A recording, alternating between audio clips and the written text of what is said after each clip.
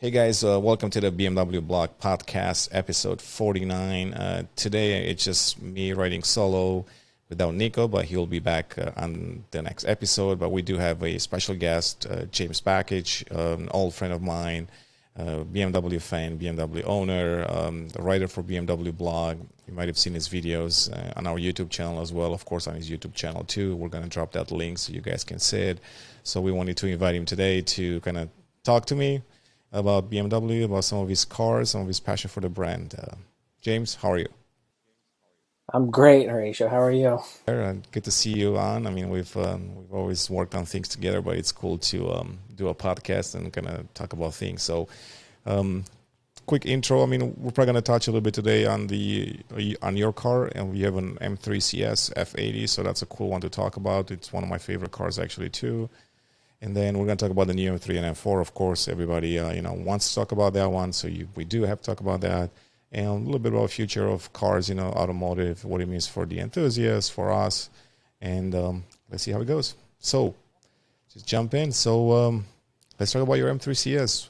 I know you swapped an M4 or M3 competition for an M3 CS. And Actually, it was, yeah. So this was a couple of years ago. It was about 2 years ago. I custom built a F80 M3 base, actually, and we added the M Performance package on it, like all the carbon bits. The most important bit being the M Performance exhaust. So it was mineral white. It was just beautiful.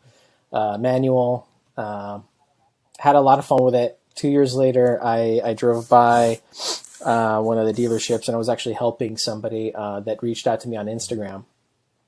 To see if I have a contact in Seattle, and they ended up buying a San Marino blue M3 CS, and so I thought I'd put like a little like delivery video for them together. So I took my drone, I took my cameras, and they didn't ask for that, but I thought it'd be really, really cool because I would appreciate it if someone did that for me.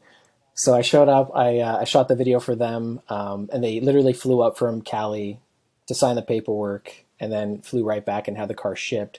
And then my guy at Seattle was, he was like, "Hey, I saw the way you were looking at the M3 CS." And I was like, yeah, I mean, what's not to like? It's my car, except like 2 levels above.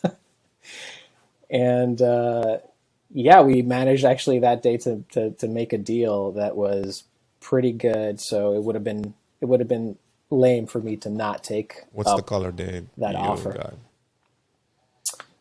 There's 5 colors available, and I got the one that I really, really liked. It was it's BMW individual San Marino blue metallic.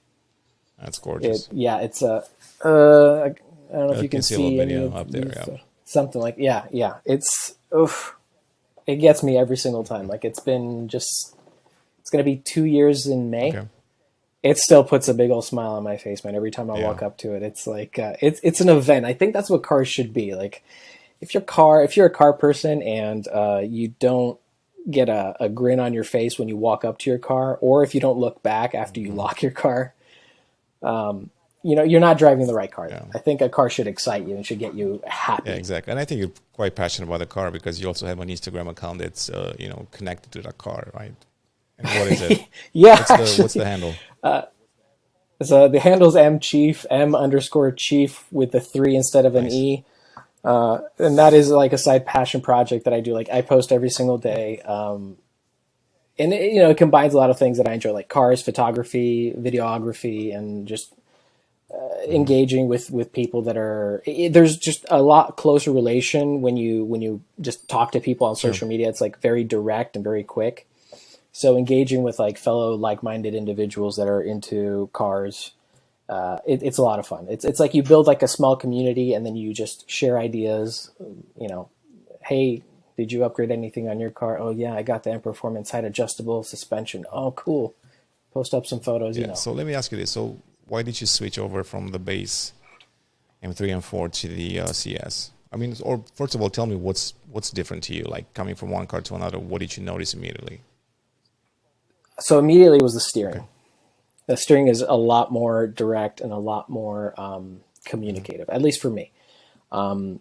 The second thing that you realize is that when you grab the CS steering wheel, it is very, very chunky. Like it is a chunky Alcantara steering wheel. And just that in itself, there's so many things that BMW M did really, really well in the CS that just, it's like a no-brainer. I had my base, M Performance Pack M3, but then you look at the CS and there's so many CS-specific details that BMW M included that just make it all the more special. Like they're limited to, officially they're 1,200 units worldwide.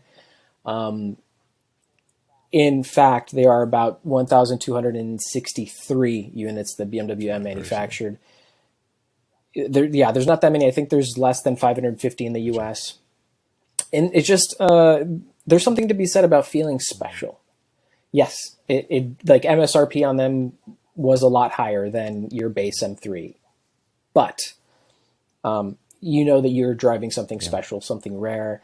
You have the GTS carbon fiber reinforced plastic hood on the CS, which is specific to the GTS and the M3 and M4 CS. You have the rear carbon wing with the dual step. That's CS specific. The front CS splitter also CS specific. Little dash CS signature there. That makes it feel engraved. Yeah, it's the little details, and it doesn't necessarily, like, no one has to know, but I know. Exactly.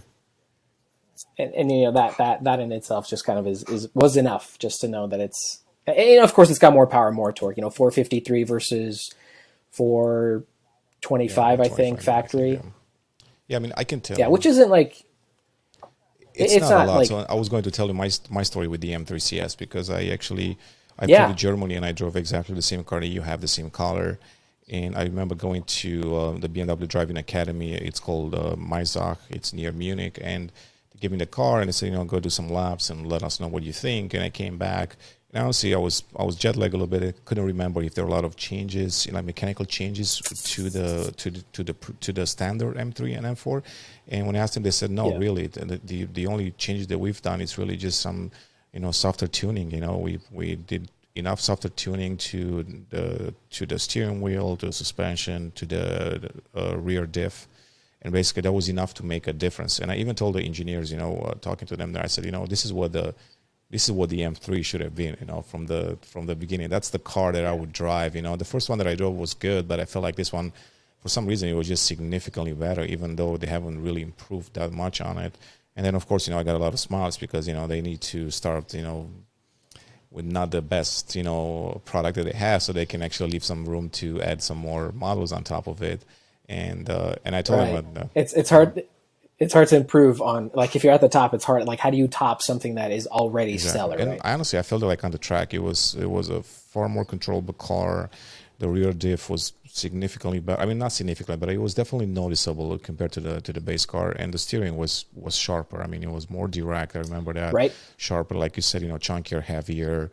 And I just had a lot of fun with that car. And at that time I realized that if I was to own an F80 or F82, the CS would be the one. I did drive the M4 GTS once for a little bit, and I do love the car. How was that? I mean, I haven't been on track with it, but I know I've talked to Bill Oberlin, for example, years back, and some other guys that took it on the track, and they said that basically it's a pretty dangerous car. I mean, it will. You will run under you, and you have to be really careful. So it's not easily controllable.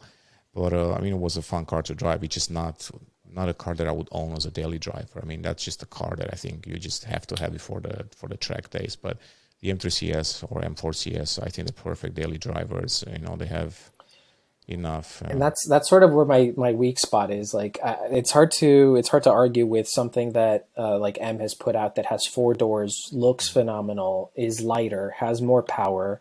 Mine also has the carbon ceramic brakes. Oh, you do? Really? The performance titanium. Oh, yeah. Oh, that was loaded. Yeah, we got the CCBs.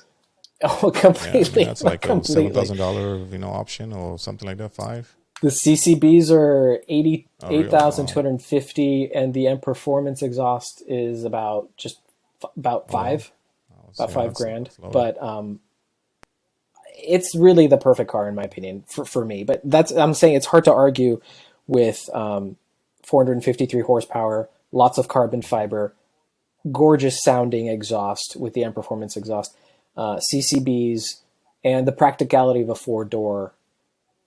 I mean, I consider it to be a super sedan, but that color, those brakes, that exhaust, and the carbon, accessories, it's hard to argue with that. Like you said, you could tell the difference between a base and a comp and the CS. What kind of interior do you have?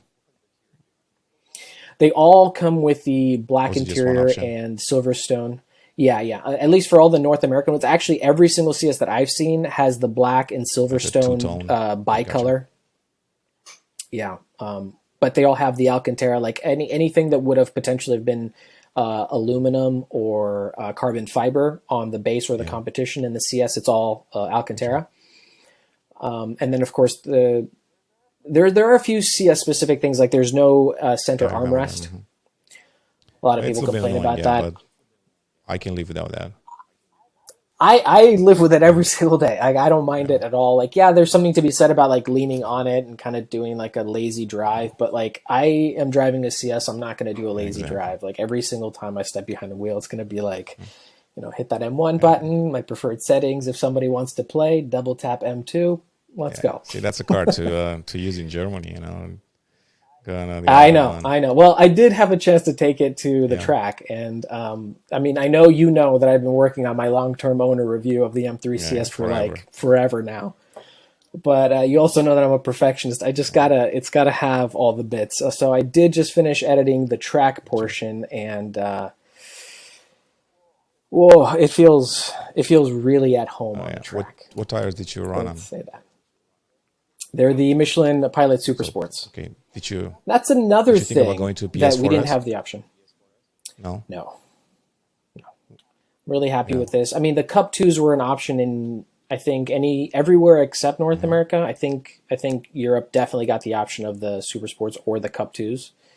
But I live in Washington State. Like you can't see right now, but it's gray and kind of cold and wet out there. Like if I had Cup 2s on the CS, definitely not. That would be a bad. Do you run a winter setup, like a winter tire setup?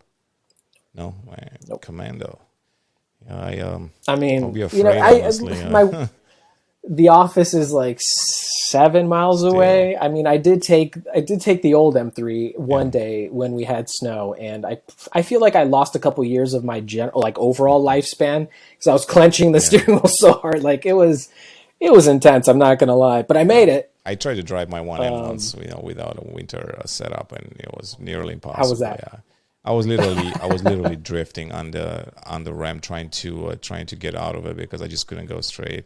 And then I switched over to some winter tires, a couple of winters. Then I stopped driving the car in the winter altogether. So you're like, note to self, let's not do this again. It's just not worth it because I can really fully enjoy the car and just way too much stress, taking care of that car. But that's cool. So the M3 CS, honestly, I mean, we talked about this a little bit earlier today that. In my opinion, if I were to have like a perfect 2-car garage, I would definitely have the M3 CS in there, and I would add something like an M2 CS. That's something that we can tease probably now too, because we're working on an idea for like a video, which would be the ideal 2-car garage, and I think we both agree that those would be pretty cool. I will not disagree with you. Yeah, I mean the M2 CS. I wink, know you haven't driven it yet, but the M2 CS, it's truly a fantastic car, and I think. You can use the M3 CS, practicality and, daily commute. And then if you want to have even more fun, then the M2 CS would be perfect.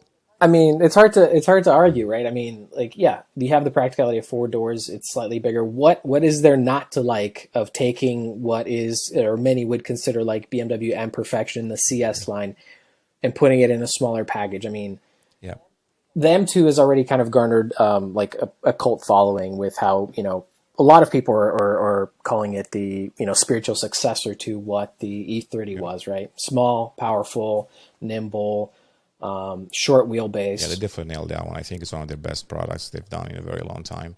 Absolutely nailed it. I mean, the M2 competition when it came out, it was like kind of like at that time I said it was like the perfect BMW. Basically, there was really nothing wrong with that car, and I'm pretty sure the next generation will be just as good, having the new engine and all of that.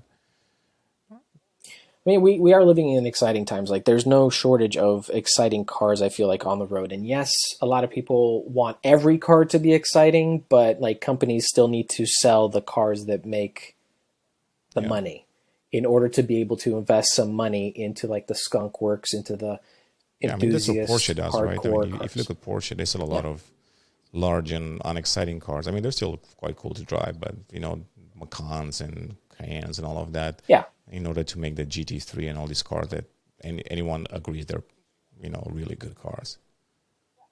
Yeah, I mean, you're not selling GT3 RSs to everyone, right? You have to sell what the public are buying, and right now, SUVs, both small, medium, and large SUVs, are for a lot of companies the bread and butter of their primary income. Yeah. And I'm okay with that, as long as there's also like a side division department that's like, hi, we need a couple billion to invest in this, the CSL or whatever, right? No, I mean, I'm okay with that. Yeah, I mean, it's every business has to have some products that make money, and then you got to have those special products that that benefit from that. And I think the X5M, X6M are definitely those products that help the company generate enough revenue to build those cars. And then you have the M Performance Automobile division, which means the M340i, M440i, and all these cars that basically generate a lot of revenue as well, and being able to build full-on M products. And I think I'm okay with that too, as long as from time to time we get some special cars. Like you already mentioned the CSL. We already kind of know that there is a CSL in works, either one or two. We don't know that for sure yet, but at least one M3, M4 CSL will be coming out probably in the next year. I think they're celebrating 50 years of M,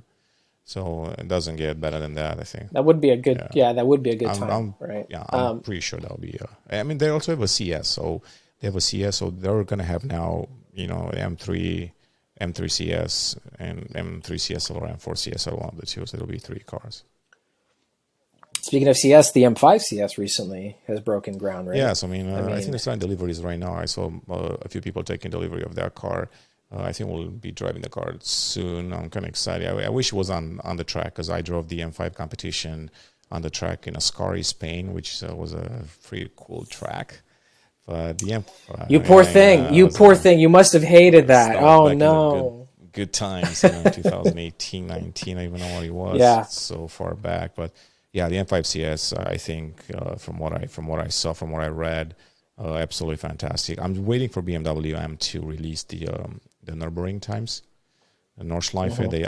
I think they've done some fantastic things there, and the reason why I believe that is, one, because I've heard through the grapevine, and then second of all, they wouldn't put a Nürburgring map on the headrest if there wasn't a record to be broken on the track or something like that. Absolutely agree. I mean, and again, BMW has a lot of history with the Nürburgring, especially with the Nordschleife. I mean, they have a dedicated M test facility that is literally like walking distance, right there, and that says a lot about a brand, right? When they have a dedicated facility there to put the cars through the paces and gather all the telemetry data and improve. But like you said, you don't put the Nordschleife on a headrest unless you feel like some sort of achievement has been. And I'm sure they will release some of that, and I think some of the German publications probably get the cars to go do their own testing. And I think the only one that had access to the car was either Auto Build or Sport Auto, I don't remember, but they had a chance to drive a prototype M5 CS, and they published some crazy times. So I'm now just waiting for the official BMW times, which I think will be spectacular. Yeah, and now the question is, would you get it in the frozen gray or the frozen green? So you get the green? The green, I go back to the story on the green color. So a few years back, Domagoj Dukic, the head of design for BMW M, were at the LA Auto Show, and they showed the M8 Grand Coupe first edition. Don't remember the color name. Diamond green, maybe diamond. Actually, diamond with a T. And I asked him that time, I said, how about we get some more green colors? And he's like, just wait, there will be a lot more green colors. So apparently green was in, and a lot of automakers were starting to actually build those green cool colors. And they did say that time, it was years back, 3 years ago probably, they said, we're going to see some more. So I definitely love that green frozen. Frozen colors, it's always a tricky one, right? If you if you have a, you know, covered garage, you know, and all of that, and you can, like, inside parking, I think it's fine. I wouldn't feel comfortable leaving that car outside in like snow. If you live in California, it probably doesn't matter. But in Chicago, or like having it in snow and all this crappy weather, I wouldn't do it. It would be too much maintenance on that car, so it would worry me a little bit. But it's a fantastic color. I mean, honestly, it's one of the best looking colors. And with those, with the satin gold, also kind of matte finish accents. Yeah, it doesn't yell at all. It's not very, considering it's the most powerful M that's ever been like put on the road. It doesn't really yell. Exactly. But it's got that presence, you know. It's got, like, if you know what it is, you're like, exactly. You know. And without sounding like a fanboy, you know, I think BMW has always nailed colors. I think they've always done great colors, iconic colors. Some of them stuck around for decades. And I think when it comes to colors and wheels, I think BMW has done a fantastic job. So, fully agreed. I mean, legend. It's like Hellrot red. You have, you know, Laguna Seca blue, like Phoenix yellow, San Marino. I mean, I'm a little bit biased on San Marino, but it made its debut on the M5. I think it was an M5 color first. Yeah.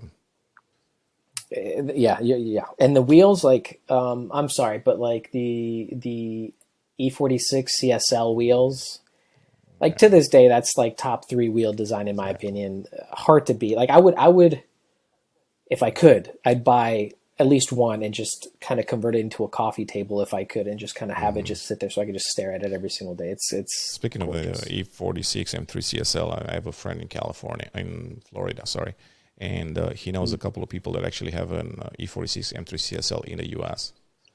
Yeah, so I'm actually supposed to get in touch with them to kind of do a story on it and talk more about that car. Yeah, and there's not one in Mexico, I think, that he knows about. So there are a few in North America too. So he actually said it. You know, if I was to go down there in Florida, I might be able to get a quick drive in the E46 M3 Csl, which would be. You poor thing. Again, honestly, you could go. We'll see. I'm still working. I have a full-time job. You know how it is. But yeah, so speaking of the M3, so behind me you have the what is it? Is it M4? Yeah, look at that. See, I had to move to the side to see it.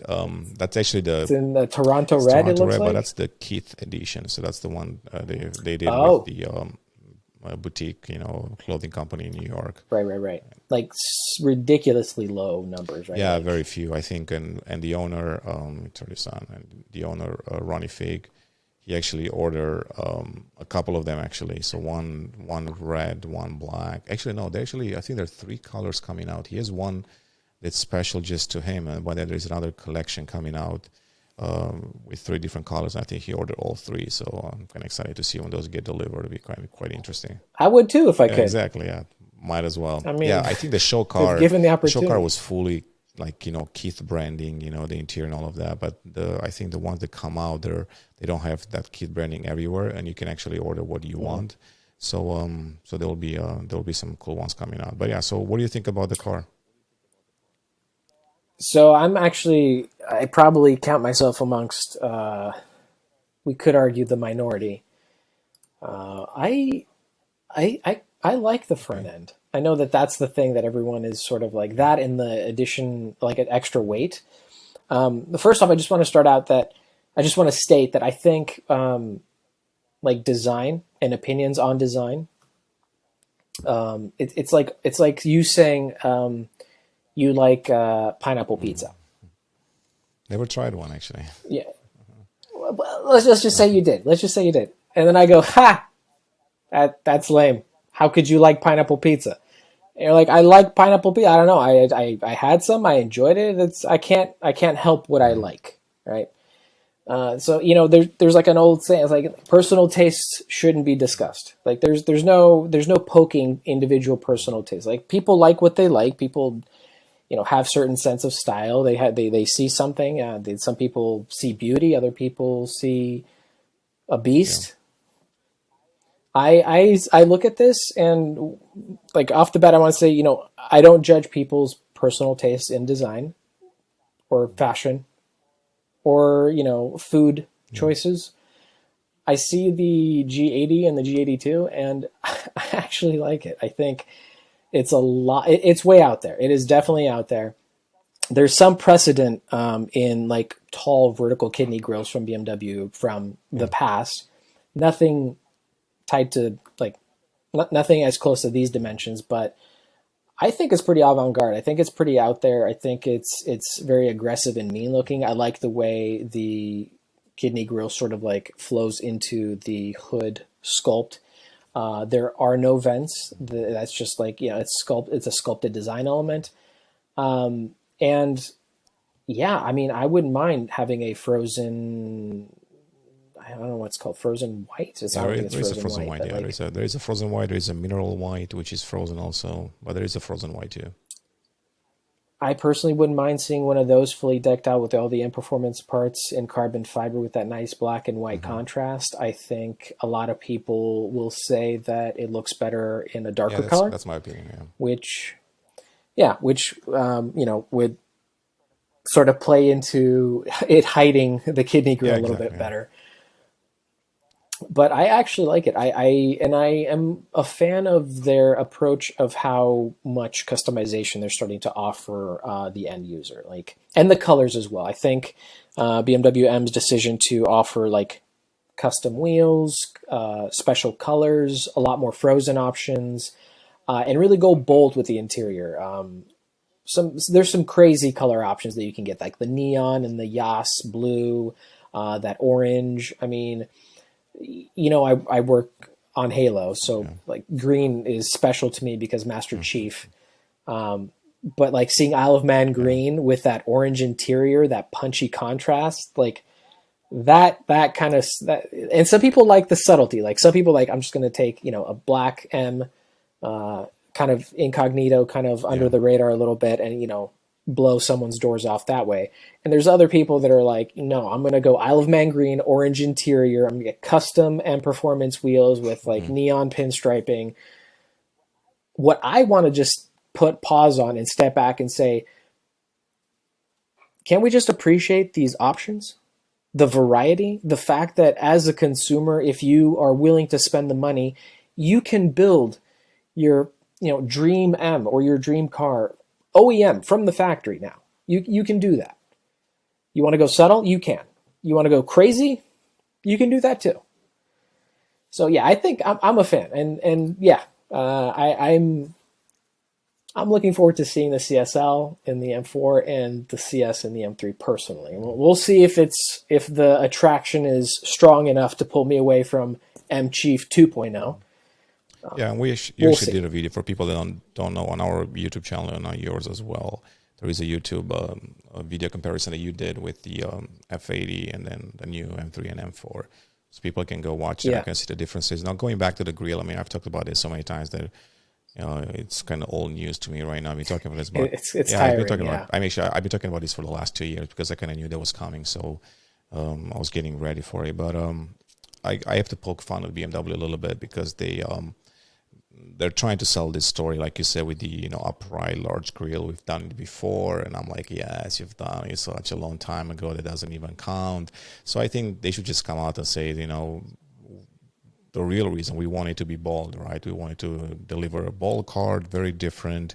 We've been criticized for many years that we're just doing evolutionary designs versus revolutionary. So for the first time, we're kind of like, scraping what we had before. So we're doing something bold and new, and that's our take on it. And, let's see how it does. Let's see how the sales are, but we feel confident about what we did. And like you said, actually styling is subjective, and I'm using this phrase quite a bit because I actually got it from a BMW designers, the guy that did the M2. And so Hussein Alatar, great guy actually, he did the M2 competition and the X6 and a bunch of other cars, and we've always talked during interviews, and he always said styling is subjective, but at the same time the design can be quite good. So you can have like a really well-designed car like the 6 Series GT, which based on the specs that you have, you designed that car to the best of your abilities and within those constraints, but at the same time you might not like the styling. That doesn't mean the design is not correct, that you're having the right crease, the right angles, the right message in it. It's just the styling that you might not like. So he said the same thing about the the new car said, it's the styling, right? The car doesn't mean it's badly done. I mean, it's definitely an aggressive and good looking. Now it's an aggressive and dynamic car, but the good looking part comes from your own perspective. So I think it comes down to that. But then of course, every person has a right to like something or not like something. And of course I think the controversy is bigger than ever. Probably goes back to the Bengal days, with the controversy. And it's actually even more because now you have these platforms, or you can express your opinion far easier than before. I mean, we're talking 20 years ago. There was no way for you to tell people that the E60 5 Series or the 7 Series, they're not to your liking. There was no venue to do that. Just more like offline feedback, right? But now 100%. It's like or you go on a forum, and you just kind of like. Even forums, forums don't even compare to the power of social media today, and the power of having a voice, and the power of having like even a podcast talking about it, or having a clubhouse or whatever you want to have. You can actually just build an opinion out of anything into a lot of things. 1,000%. 1,000%. Yeah, I mean, like grab your phone, go live, and just. They're definitely able to influence more people. The consumers today, and I think that's what BMW is paying attention more and more.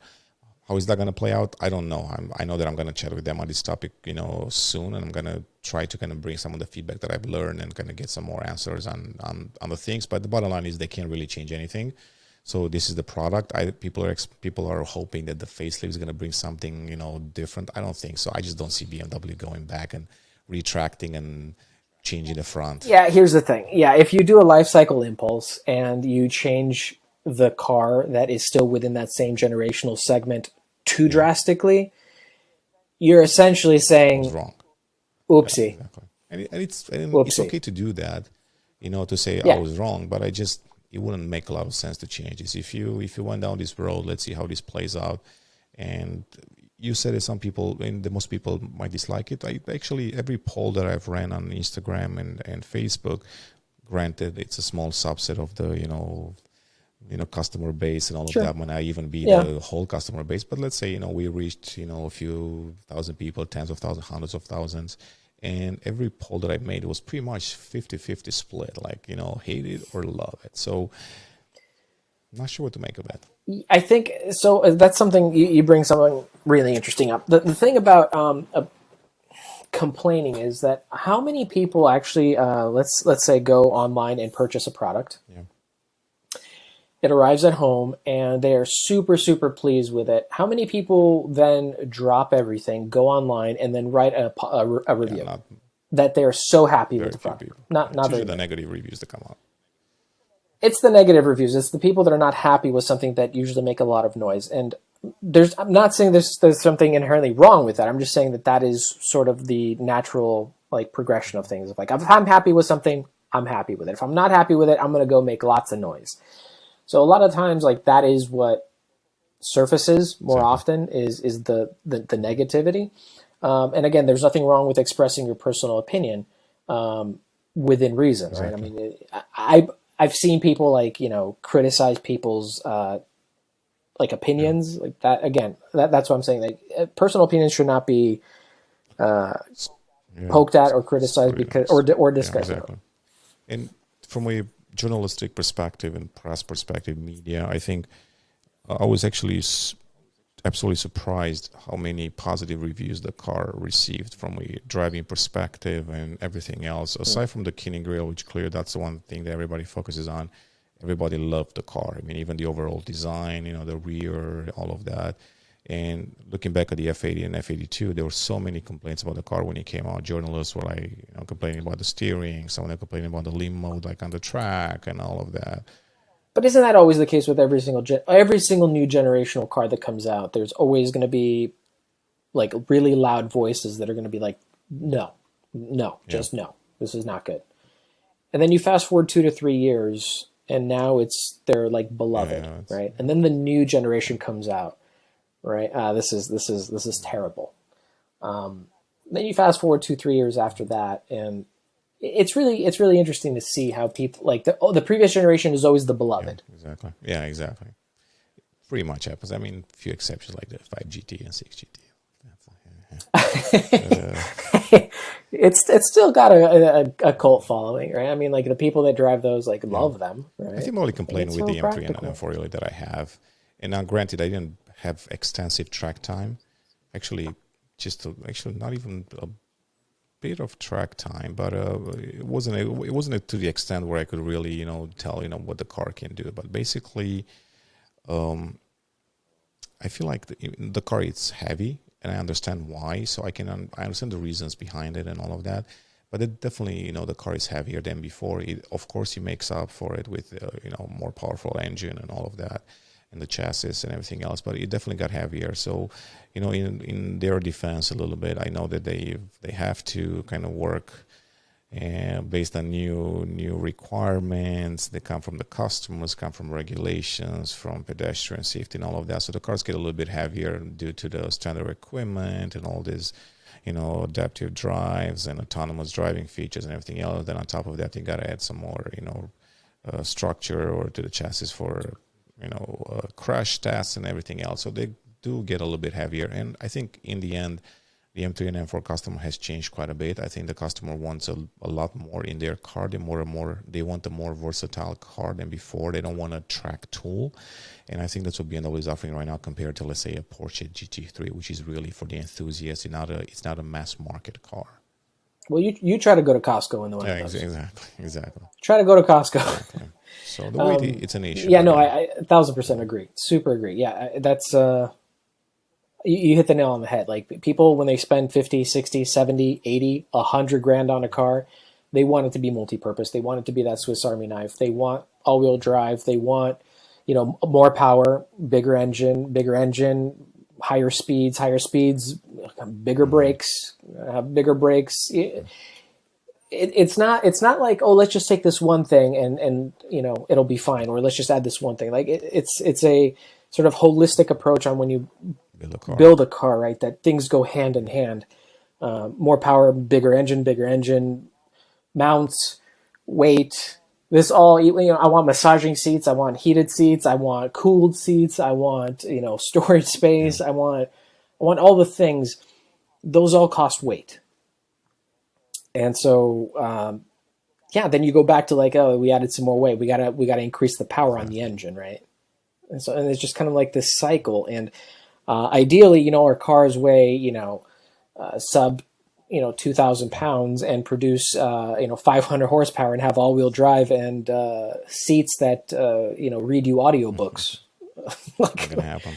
But it's not going to happen. Like there's a Venn diagram that of things that like work together, and it's heavier, right? But like, what was your impression while driving it? Did you feel that weight? So I'm going to answer that question in 1 second, but I want to say the other thing that I see all the time online. I read a lot of comments every day. That's part of my job. I don't know. I just spend a lot of time reading comments, but sometimes people unfairly criticize the German engineers. Oh, they were unable to do this. They couldn't do this. They could have done a better job. I can tell you from my experience talking to these guys for the last, 10, 12 years. Yeah. They're extremely capable, super smart people. Some of them have been with the company for decades. Some of them are new and smart. These guys can build anything. Honestly, if they have the freedom, they can build you whatever car you want to. But unfortunately, there's still a lot of constraints that need to be worked within. From pricing and all these things that I mentioned before. So sure, yeah. You can't really say that a German company does not have good engineering. I mean, you look at the BMW, Mercedes, Porsche, Audi. These companies can build amazing products. You look at Mercedes, what they do in F1, right? I mean, they're just innovating all the time and doing everything else. So they have the capability to do anything. The fact is that they just can't sometimes because they just have to work with some basic requirements. There's a framework, right? There's like a certain framework and like expectation within. So it's unfair to criticize those guys, especially I've met quite a few of them, and some of them take it a little bit personal because they're not used to this type of feedback, and sometimes. But you have to tell them, you've done a good job, on that, and the car is really good. They're actually happy once you drive the car. They come up to you and say, what did you think of it? And you can tell if you tell them something positive, they're like, oh wow, they like. They actually love it. They feel like they've done their job right. So, I mean, who wouldn't, right? I mean, Horatio, how many years, how many sleepless nights, how many like numbers? all that. Like it's a pride to see your it's car like like on the anything. road. I mean, that's the biggest thing. I mean, honestly, Absolutely. if I was an engineer or a designer and I would see my car every day being driven by other guys, that would be the highlight of my career. I don't even have to do anything else to be like, yep, that's it, I'm done. You know, this is good enough for me. So some of those guys have multiple cars. I mean, I've met different engineers that they've been handled projects for different cars. You know, they go from an X5 to an M series, and then they go to I, and they do everything, not just one product. So they rotate quite a bit to have that experience. You know, move from one department to another. So so that's that. And then my experience. I mean, it's heavier. I haven't pushed the car to any limits. Honestly, I drove the car in Florida. I was kind of flat. So I even said that in my review that I did not push the car to the limit. I can't really tell. I know Chuck drove the car, the performance center, so we're going to find out more about that. But from my perspective, yes, a little bit heavier. Would I notice it in daily driving? No. Will you notice it like on the track? Probably. But then again, depends how good of a driver you are. I'm a decent driver, but I'm not a guy that will push it to the 10th of a second, you know. So You're not Chris Harris? I'm better than Chris for sure. Okay, yeah, for sure. No doubt about it. But no, I actually talked to Bill Alberlin. I was in the car with him filming and asked him what he thinks about the car. You know, it was more like offline, so I knew that he was honest and all of that. And he loved the car. I mean, he said, you know, it's a very capable car. You know, he did say that it feels a bit nose heavy and all of that, and he expected that, but he said it's super capable, and he liked it. So the true test will be when I go like on the track and do a lot of laps, and I think that's what I wanted to do with Chuck. So when Chuck went to the performance center, I said, you know, let's get an F80 or an F82, and I'm not sure which one we got, to do a back-to-back drive. So basically now it's all fresh in your mind. We drove on the same track, same conditions, of course, maybe different PSI and all of that, but now you have the two to compare, you know, back-to-back, and there'll be a video coming out on that, so there'll be some good stuff to share there. So that's a good comparison, because now you can really, you know, compare the two generations side by side, not just design but performance too. So we'll see. Yeah, and memory is a funny thing. Like that's why looking back, the previous generation is always going to be like a darling. You know, I don't know. Like I work in the gaming industry, so like playing an old game or thinking about an old game, like, oh yeah, that was the graphics were incredible. Like the gameplay mechanics were fantastic, right? And then you pick up the controller and you play that game, and you're like, wow, this doesn't look the way I remember it. It doesn't feel the way I remember it. Exactly. Memory is a funny thing. No. But doing back-to-back comparisons, actually, that is really cool. So I'm looking forward to seeing that. Yeah, I mean, I think it'll be, for regular customers, I think it will be an M tour, an M drive tour, from what I heard. I'm not sure if it's official or not, but I've heard it'll be kind of a caravan of, you know, BMW going from region to region, I don't know how many cities, but they're doing these drives where customers can sign up to go drive the car on autocross or track. It depends what they have. So I think anybody that wants to experience the car, I think they should go and try them for themselves, see how they feel about them, and you know, then they decide if the kidney grill it's a hurdle in the buying process or not. But they should at least drive the car, because I think they will notice the difference in that. I mean, DCT is gone. It's 8-speed auto? 8-speed auto. I mean, then again, yes, I would love a DCT. Yes, I get it why they couldn't put it in anymore in all this emission regulations and everything else, and the development of, you know, to keep up with the new engines. But the 8-speed auto, it's a really good transmission. The DCT will always be special, right? The same way the manual is. So that's the way it is. Yes, I mean, I would have loved that. If you want a DCT, just get the M2 competition or M2 CS and call it a day, and, you know, get the M3 M4 for something else then. But the 8-speed auto is still perfect. I mean, it was so sharp to shift, you know, and it gets better and better from every generation.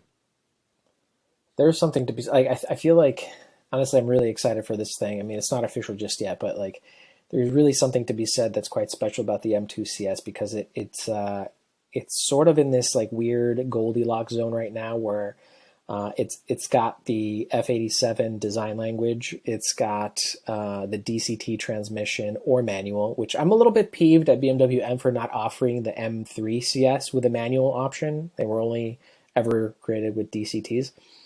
But there's something to be said about the F87 M2 CS with a DCT or manual, with the F87 design language, and having it be like a special car like a CS, right? being able to kind of experience that, and I want to say lock it down and say like this is going to be a future classic, but depending on what your stance is on the new G8X platform, you may find yourself looking at the F80, F82, M3, M4 CS, or the F87, M2 CS as sort of like BMW M's last sort of hurrah before they went into this new sort of design language that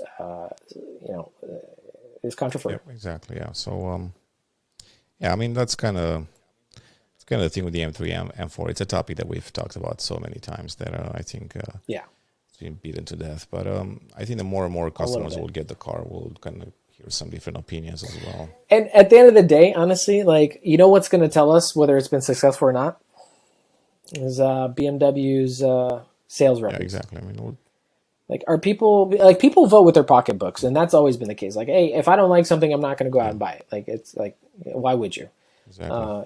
That's at the end of the day, that's going to tell us whether this has been a successful design approach or if it has been less than stellar. Exactly. And not very well received, right? That's what's going to speak, right? People vote with their pocketbooks. And if you think that Kine grille, it is a big topic today, controversy, wait till all the M products go fully electric. Then to see the the whole world is just going to implode. The world is just going to implode. I think we should be, in some way grateful that we still have those cars, today, because I don't think there will be a lot of, new cars coming out with, gasoline or diesel engines in the next decade. And the conversation will be significantly different back then. We're going to stop talking about exhaust and sounds and performance. and we're going to start just talking about, does your version make that zippy noise, that whiz, zip, whatever, like electric wine so noise? If you think that now, it's going to be a different ball game. And I'm pretty sure based on BMW's life cycle of products, I'm pretty sure they're already working on products like that. I have no doubt they're far into the plans of building electric M cars. Any self-respecting company that plans on having a future in the automotive sector, if they're not currently researching or investigating electric power, they're possibly 5 to 10 years already behind the ball. Exactly. The question is, how are you going to review cars? I mean, I've been thinking about this topic the other day. Like, let's say, 10 years from now, you have an M3, M4, you have a C63 AMG, and then you have the Audi products from the RS line. Mm-hmm. How are you going to review them? How are you going to compare them? Because now you're going to ignore the engine sound, the exhaust and all of that. And then you're going to just compare straight line performance. I mean, there will be some decent or probably good driving dynamics on the track too, but... So I think I've seen a video, and that's a great question. I've seen a video, I think it was by CarWow, where they took... they took the Taycan, and I think they had a Tesla as well, and I think there was a third product, I don't remember. This was a while ago. And they did, they have their airstrip, and they do like 0 to 60, 0 to 100. They have the rolling one as well. I already know what I'm going to do. I mean, for my reviews, when I cut to the exhaust portion, it's going to be a joke. That's going to be a joke segment for sure. It's going to be like, listen, excellent. And then we'll cut to the interior driving, like driving impressions. I think that's a good question. To sound, I think BMW has done a brilliant move by signing Hans Zimmer. Oscar winning.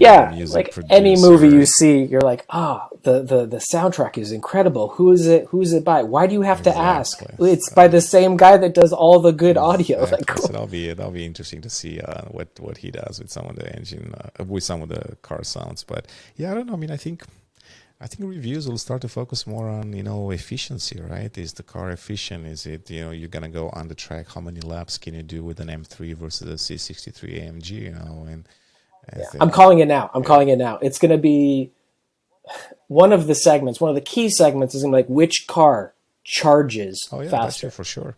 Absolutely. That's so right? important. That's extremely important. So that'll be a huge deal, actually, the charging capabilities. So that will be number two for sure. Driving range will always be a key component of those reviews, even though when you have super fast charging, you don't really have to worry much about that. But I think that's going to come down. And then, of course, I think there will be comparison that will focus on the driving dynamics, because they're going to focus quite a bit on that, on how to balance the car with the battery packs in there and how to make the cars not be too heavy, because that's the issue, right? You're taking out the engines and a bunch of other things, but you have to put those battery packs, and they're quite heavy today still. Hopefully by that time, 5 to 10 years, they will be more compact and they will be able to do more with less.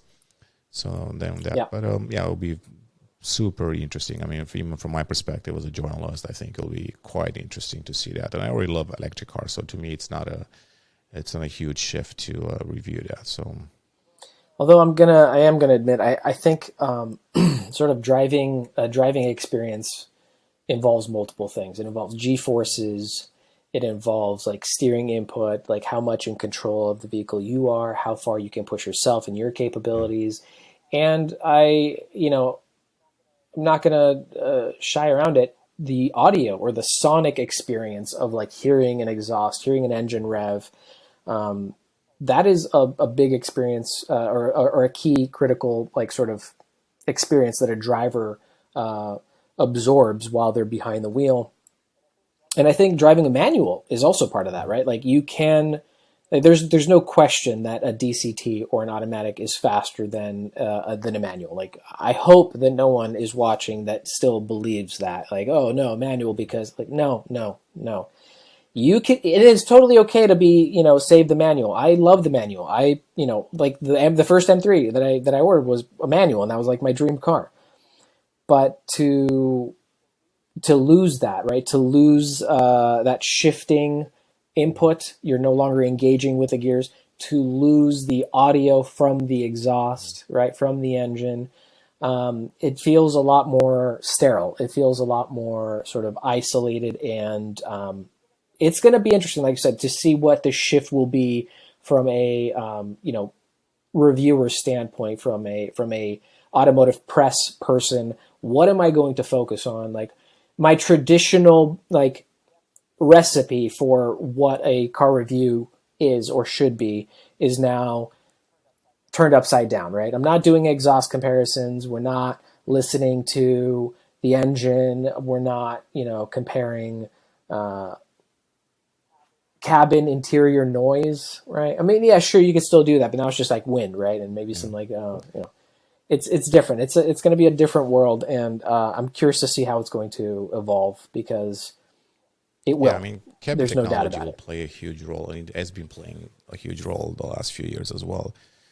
You'd be surprised how many people are excited about, updates to the iDrive system, to the app. Last week, I got a bunch of emails on Monday from people asking me where is the update for the BMW or my BMW app on Android and iPhone. They were supposed to release it that day. It was like noon, and there was no update out. And I was like, wow, people really care. So I actually emailed BMW in North America and I said, when is the app coming out? Because people really care about this, and I think technology inside the car will be one of the key factors in the future for people buying a car.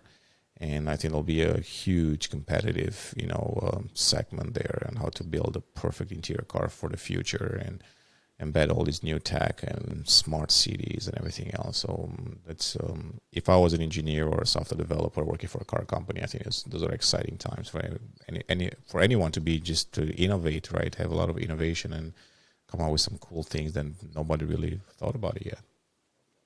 So, yeah. I'm just seeing now. I'm seeing the G80 and the G82 considered classic cars. 20 years. I mean, honestly, I think a lot of the gasoline powered cars or diesel, they'll be classics in the future. Once people realize that they're only building electric cars, and now you want to go back in time or go back to the future. It's a romantic notion, honestly. Like I remember, this reminds me of is one of like the old school Jeremy Clarkson Top Gear era episodes, and it was the season ender. It was like the last episode in one of their seasons, and I don't know if you remember, but he was driving an Aston Martin. It was a V12 DB something rather. Yeah. Sure. And it was very, very like angelic music. There was a lot of exhaust noises. There was not very much talking on his behalf, which was rare because Jeremy Clarkson doesn't like to talk at all. But there was a lot of talking on his behalf, and it was just very angelic music, and it was very, very pretty scenery. And then he would ask questions like, so you're probably wondering what it drives like. Well, how do you think? It's a V12 Aston. The whole message, like the spirit of the message is like, this is a gem of a car, and it will be considered one of the greats because it's a V12 Aston Martin.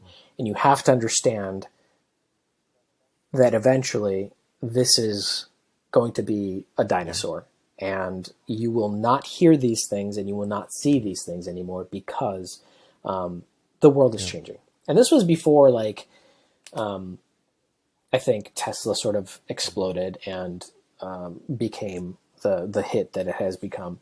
And looking back now, I find myself a lot in that. Like, you see and you hear and you read about like AMG going 4-cylinder only. Yeah. Which is like, wow. Yeah, I kind of wonder if that Same thing, happened to BMW. Oh my God. 4-cylinder only? Are you kidding? Four-cylinder only plus hybrid? 4-cylinder plus the kidney grill out. It'd be the killer combo on the M3 M4. I can hear it now. Yeah, I can hear it now. People all over the world just screaming.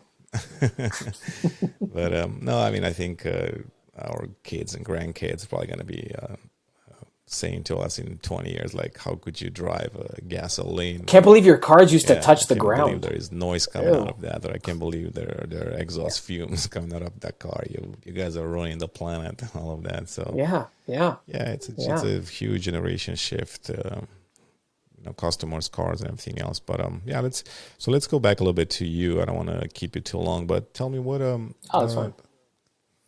Why this love for BMW cars, and how did it start? What was your first BMW? Like, tell me a little bit about that, because you're definitely a BMW guy. I mean, some guys are, Audi and Mercedes and BMW. There's no loyalty, but you're definitely a BMW guy. I am definitely a BMW guy. I mean, I love cars in general, but that's a good question. It's a long answer. I'll try to condense it. Yeah. So thanks for asking. It all started with my grandfather, right? Like, my grandfather, he was a mechanic at his core, and he would buy busted up cars, a lot of Hondas, a lot of Toyotas, back in the 80s, and fix them and then flip them, right? Broken cars, fixed, sold. And I was raised by my grandparents, and, I would be asked to help by holding a flashlight, getting this screwdriver, getting that wrench. And when you're around cars every single day, and you help around, you can't help but pick up on that sort of world and fall in love with nuts and bolts and parts and intakes and radiators and gaskets, and we have to go to the junkyard because we have to replace the shifter, this one, and you go there and you go to the junkyard and you're walking around, and like, as a kid, you're looking around at like these cars, and it's just a crazy, crazy cool world.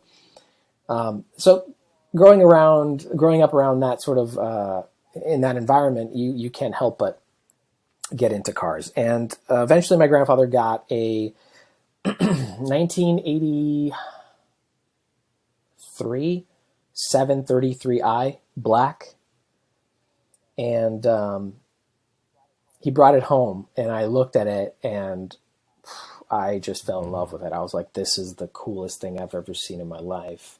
It was luxurious, it was mean, it was black, so it had this like kind of, I won't say gangster vibe about it, not like gang, but like old school, like vibe about it, and Sopranos or something like that. Like the guy, yeah, exactly. It had that going, and I kind of fell in love with it. And I remember the seat was heated, and that blew my mind. Electric heated seat, and the fuse kept blowing. So like, that was a different issue. But I kind of fell in love with BMW then, and I was a kid. And then I got my first job. I saved about $3,500. My first job was a Kentucky Fried Chicken, nice, which was working for my aunt. Yeah, it was fantastic. it was a good time. Like, it definitely helped me kind of grow up a little bit more. I was super shy. I couldn't look at anybody. I couldn't, talk to anybody. And so it's helped in a different way. I saved around $3,500 and I was 15. And, again, around cars and stuff with my grandfather, he was really, really like, yeah, like, soon we'll go and we'll get you your first car. It'll be your car. Of course, I drove all the other cars that he had around, like Toyota Corollas and Tercels and Camrys and Accords and Civics and all that. But, like, none of them were my car. So one day, it was the day to go and find me my car, and I wanted a 3 Series. So we go to a used car dealership, and they didn't have any BMWs, and the ones that they did were not in my price range. As a 15-year-old with $3,500, like, there's no way. But we leave, or we make our way out, and I see in the parking lot, not inside the dealership, but in the parking lot of the dealership, this Meridius blue E46 325i with the light gray interior. And I'm like looking at that and I'm just like, wow, look at it. It's gorgeous. And my grandfather's like, yeah, it is. Let's just see if, okay. So we go inside. It is the owner's wife's car, and he drove it in just because his car was in the shop. So he took his wife's car to work because his car was in the shop. And if he didn't, I wouldn't have seen it. Faith. I'm telling you, destiny. So I'm like, are you like, do you want to sell the car? Right. This is excited 15-year-old me. And he goes, let me call my wife. So he calls his wife. Long story short, the answer is yes. They're willing to sell the car, except they're not willing to let it go for less than $4,700. I was like, sir, all I have is 35.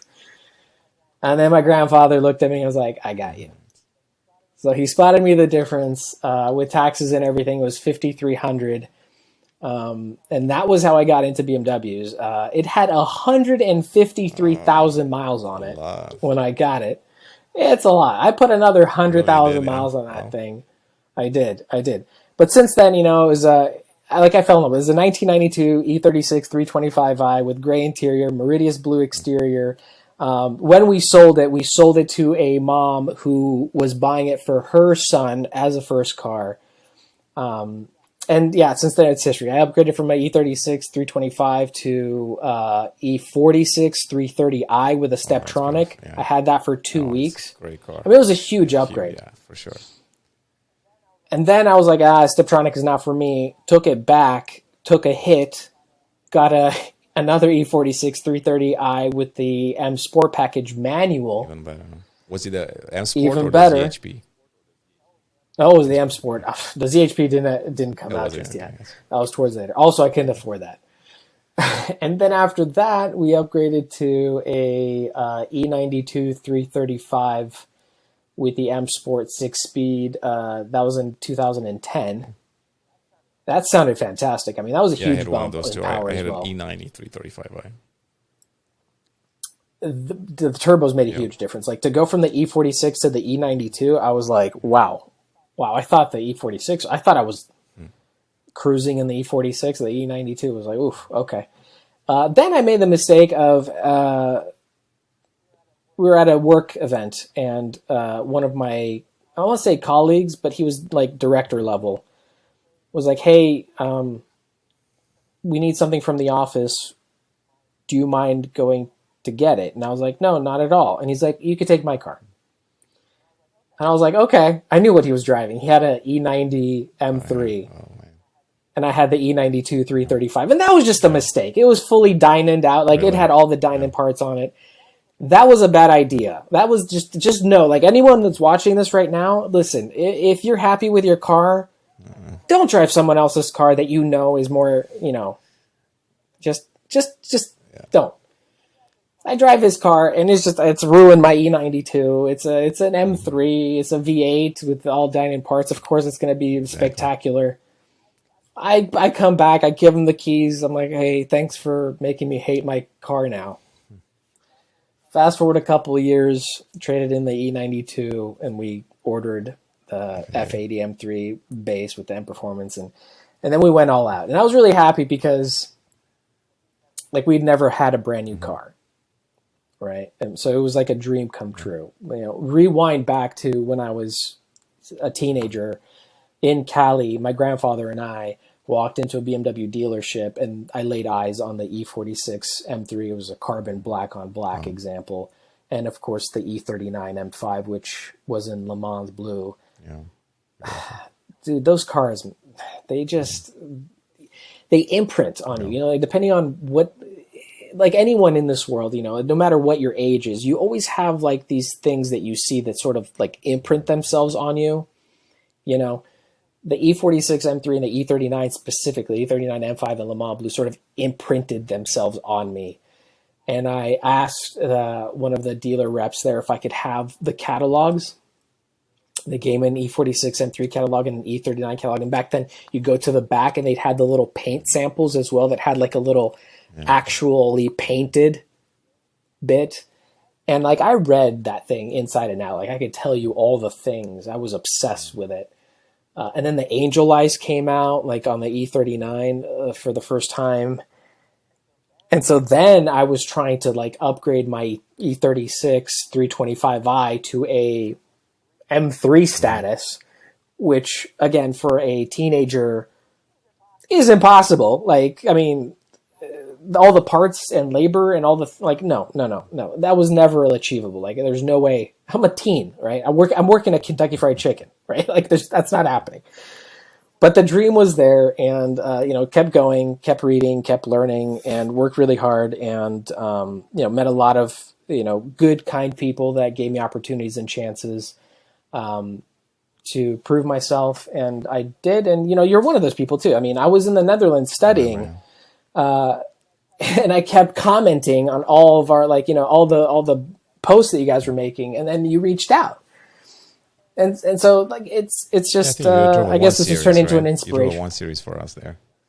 I did, yeah. That was the very first review. It was a one series that you booked me in the Netherlands. That you secured, like you made all the conversation. Yeah, I mean, I felt like a bajillion bucks, dude. Like here I am, like a student at you know, at the university in the Netherlands. I don't know anybody, right? Like I don't speak the language. I'm there with my wife.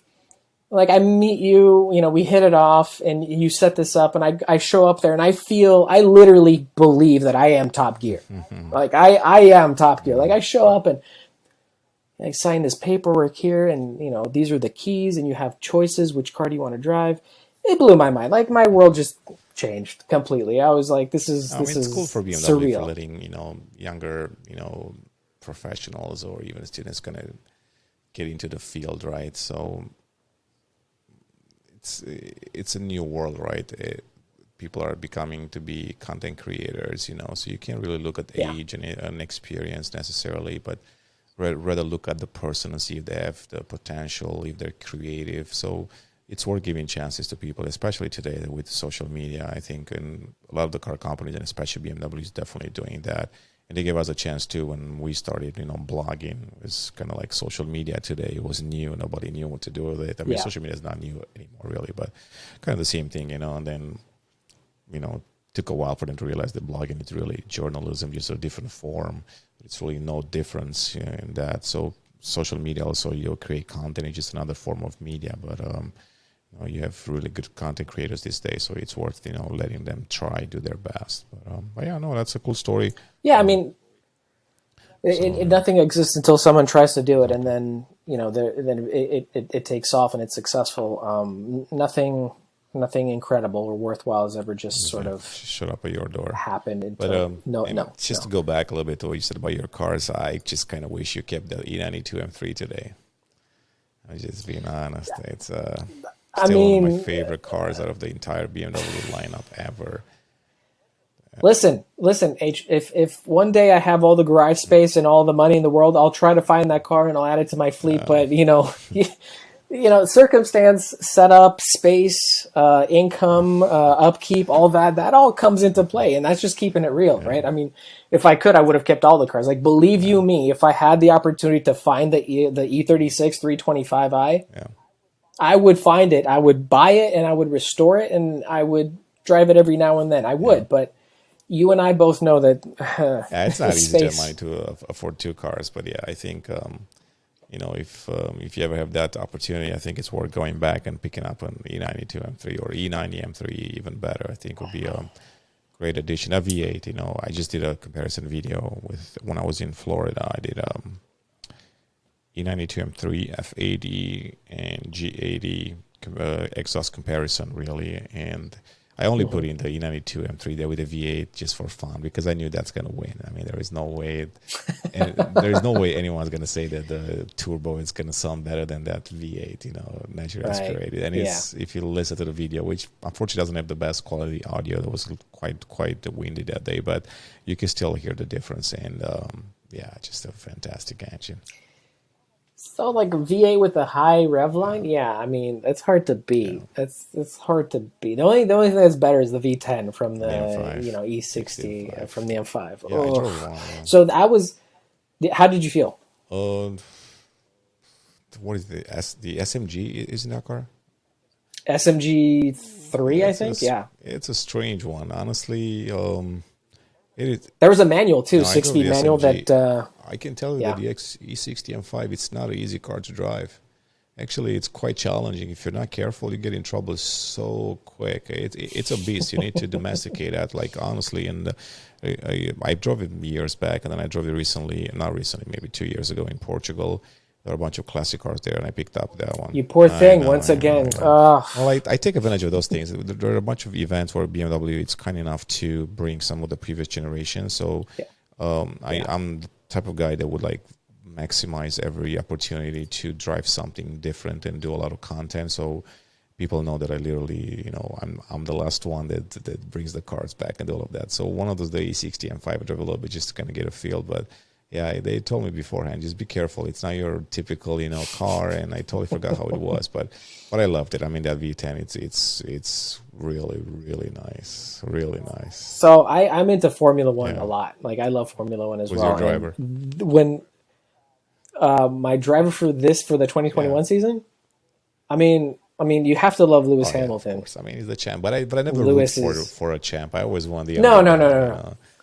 I am glad that we have a Schumacher back in Formula One. So secretly, he's like my guy. Secretly, because I want him to succeed. No, he does not. But my guy for 2021 is Lando Norris. I mean, got potential. Still not a good car. I mean, it's not a bad car. I'm imagining him like as far as automakers, constructors. Yeah. Well, we'll see. I'm in the fantasy F1 as well. We'll see at work. Yeah, I'm winning. I got a really good margin. I hope nobody from work is watching. But Lando's my guy. That's what I'm rooting for. But I was going to say I'm a romantic when it comes to a lot of things, but especially cars. Back when BMW Sauber was racing in F1 with Robert Kubica and Nick Heidfeld, like I still remember when they took a 1-2 finish in Canada. Ooh, like I lost my mind. I smiled like that whole day. I was at work. I was working at Air France then at the airport. People were like, "Wow, you're in a really good mood today." I'm like, "Yes, I am. Yes, I am." My F1 team, they're just like eyes glazed over, like, not car people. Stop talking to us about cars. But like I remember that the V10 engine block was cast in the same factory where the E60 engine block was cast for the M5 and also for the F1 engines. And I mean, that just right there is like you have the same sort of casting location of the V10 that's going in a super sedan, a 507 horsepower, 4-door beast that sounds like a Formula One car. And then you watch an F1 race on Sunday. Yeah. I mean, BMW should be really proud. And I was very, very sad when they pulled out at F1. And I understand it's incredibly expensive sport to be in, incredibly expensive. But the technology advancements that essentially are forced upon you to like innovate because of the top tier like racing that happens is I'm not part of the financing department of BMW, so I don't know. But I would say is worth it. I don't know if they're. Let's say this is the last topic that we're going to talk about, and not keep it too long. But I don't know what's going to happen with the racing of future. I think I've talked about this with Bill Oberlin a little bit too, informal. Just don't know, honestly. I mean, they're pulling out of Formula E, which to me was a huge surprise because they were heavily invested into it. I went to a few races, and they were absolutely into it. I mean, they wanted to be there. They felt like it's the right move for the future. So to me, when they announced them and Audi too, Audi, it's even more surprised. I mean, okay, Audi won a few championships already, so they're probably done. But I was surprised the BMW is going to pull out. So I don't know what's going to happen. No DTM involvement so far either, unless DTM shifts towards probably something else, either electric or hybrid. They're not racing much in the U.S., only 4 races this year in IMSA, so that's not much.